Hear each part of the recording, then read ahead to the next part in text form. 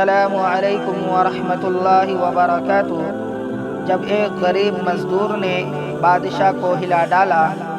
ایک رات سلطان محمود غزنوی رات کے وقت معمول کے مطابق گشت پر تھے۔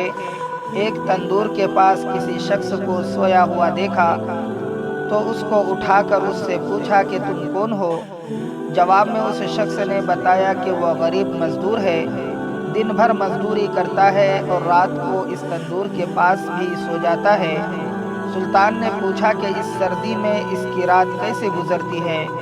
مزدور نے جواب میں جو کہا اس نے سلطان کو ہلا کر رکھ دیا۔ مزدور نے کہا، جناب آدھی رات آپ کے انداز میں گزرتی ہے اور بقیہ آدھی رات آپ سے زیادہ اچھے انداز میں گزرتا ہے۔ سلطان نے تعجب سے پوچھا کہ وہ کیسے؟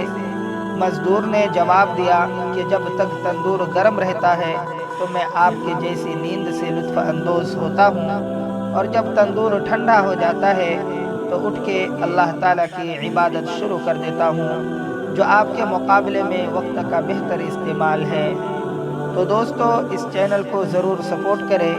اگر میری ویڈیو اچھی لگے تو لائک، شیئر، کمنٹ اور سبسکرائب کر کے ہماری حوصلہ افزائی فرمائیں۔ السلام علیکم ورحمۃ اللہ وبرکاتہ۔